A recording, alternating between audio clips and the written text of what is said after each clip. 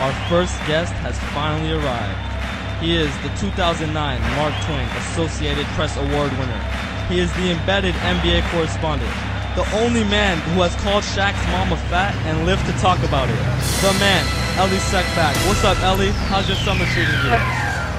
Feeling great. I'm feeling like Floyd Mayweather with that kind of introduction. Rumble. Yes, Elie, we love Floyd Mayweather. That's what I'm talking about, Elie. What's up? How's your summer treating you, man? Man, my summer's incredible. It's amazing. I mean, I've never worked, I don't want to say I've never worked this hard because I've always worked hard, but I've been real busy. It's like non-stop, which is good.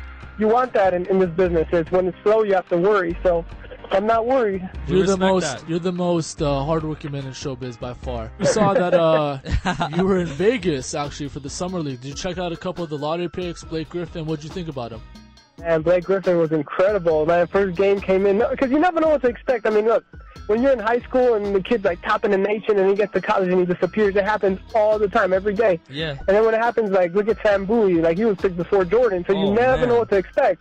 Now Blake Griffin comes in, first game, 27 points, 12 rebounds. Wow. And that's a statement because he could have came in and, you know, done 2 points and 5 turnovers. And so they don't have fouls in the summer league, by the way. Right. Which I don't understand why, because you could foul someone 25 times. Yeah, I saw. I would play. I'll take the ball every time with karate chops. I mean, you cannot become the embedded NBA correspondent overnight.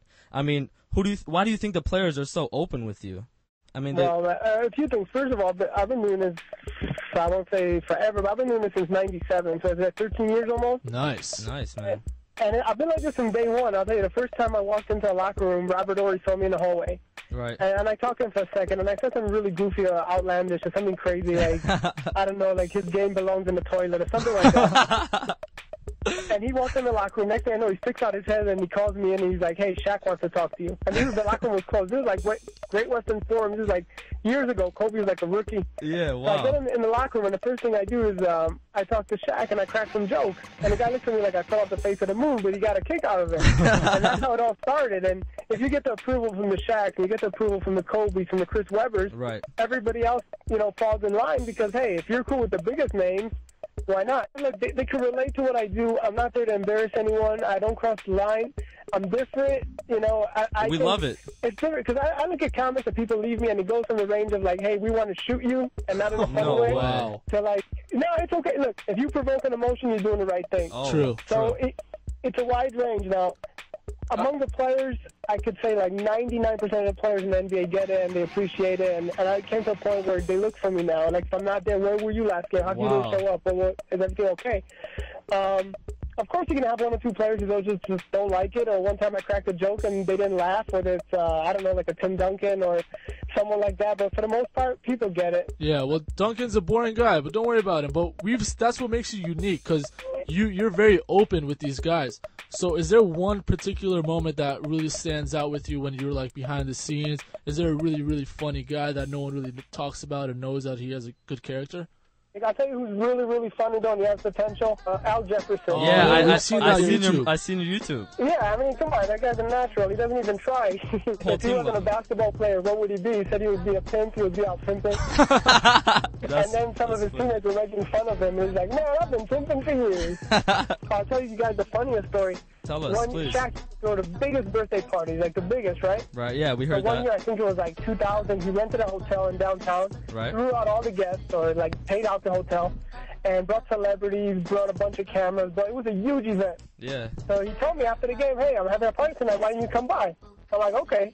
You try getting into the biggest Hollywood event, like just show up and like, "Hey, hi, I'm Elie. Let me," I'm nuts. So security checked the list 20 times. "Dude, you're not on the list. You're not getting in. I'm sorry." It's like, it's not going to happen. And they're only letting in like celebrities, like Jay-Z was there, like all kinds of people.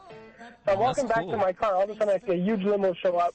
Shaq comes out. He has a white hat, white long coat. Oh, wow. And he sees me leaving. He goes, "Hey, where you going?" I go, "They said I'm not on the list." He's like, No, you're coming in with me." Puts the hand on my shoulder, brings me in his own party on the red carpet. It was hilarious. You got the hookups. Small moments, like sometimes like I interview the players in every opportunity and they get it. But many times people around don't get it. For example, Kobe's walking down the hallway of Staples Center and I put on my camera. Right. And we're walking out and then security would say, "Oh, you're not allowed to interview here, you're not allowed to film here." to Kobe physically, catches me, lifts me over security so we can continue the interview. Well, speaking of Kobe Bryant, I just wanted to ask you, did you finish those 400 push-ups that you owed him? Or are you still walking to Israel right now? Let me tell you what happened. I did 200, and I had a job interview in New York with NBA TV the 2 days later. Okay. So I flew out to New York. I was sick like a dog because I didn't warm up. I didn't think I was going to do 200 push-ups. Yeah. So I'm showing up, and I'm sick like the guy looked at me and they were like, "Why do you even show up? You're sick." Couldn't even talk because I was straining my vocal cords. Came back to LA. There was another game, did the other 200, knocked him out, and I told Kobe I'll never bet him again. That was it. If everyone doesn't know, I mean, they could check out the YouTube video. Kobe's hitting half-court shots. Was that his left hand, Elie? That was left-handed. That was his weak hand, his offhand. Look, most players can't hit a free throw, let alone a three-pointer. Yeah. So Kobe was messing around shooting half-court shot with his left hand, his offhand. Wow. I made a bet, like, hey, if you hit a half-court shot with your offhand, your left hand, I'll do 200 push-ups. So he goes up. I ran to get my camera. By the time I got back, he already was sitting on the sideline all smiling. And 5 people around him. Like, it was Michael Thompson was there, Paul Sutherland was there, and like 3 or 4 other people. And Kobe's like, okay, you owe me 200 push-ups. I'm like, no, I haven't seen it. He's like, no. We did the bet. You owe me. So I said, okay, I didn't see it, but I'll take your word for it. So I did 109 push-ups, and I was like, you know what? Let's do double or nothing. If you hit another one, I'll do 400. If you miss, I'm off the hook. Yeah. And then he shot another one, and he made it. So double or nothing. I saw. You're a man of your word. We've actually heard you on the Lil Wayne song with Kobe that's called Kobe Bryant. He can't guard me. So, there you have it. The overwhelming answer was Kobe Bryant.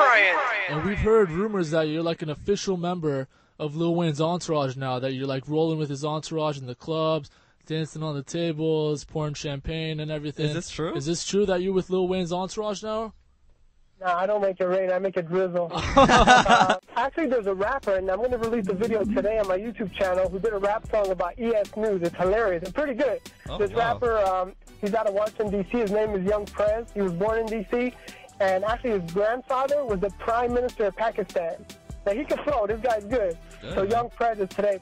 And the Lil Wayne thing, come on. 5 years ago, I would have told you you're nuts. That would never happen. Right. But things happen in life, and things change, and I don't know what's next. You know, one day I'm going to be walking somewhere, and something else will pop up. Well, Elie, I was taking a look at your Twitter page, and I saw that you were at the Playboy Mansion a few weeks ago. I mean, does this mean that you are the new embedded Playboy Mansion correspondent as well? Well, I've never been there all my life, and this year I've been there twice already. Wow. And with invitations to come back. But this is the thing. It's like... It's like you have a dilemma. Do you go or not? I mean, who doesn't want to go there? Right. And then do you want to be associated with it? Is it going to hurt your reputation? Is it going to hurt your crowd? Is it going to affect who you cover? Because I won't lie, a very big percentage of people, I had 15 million hits this year on YouTube. 15 million. Wow. And most of them are kids, you know?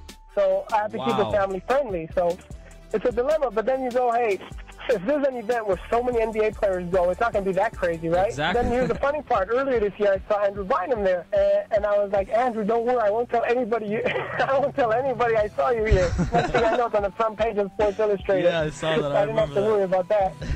He had Playboy bunnies like picking up on his shoulders and all that. Yeah. Now that you're like a special guest over there, I mean, me and David could maybe sneak in with you the next party you roll.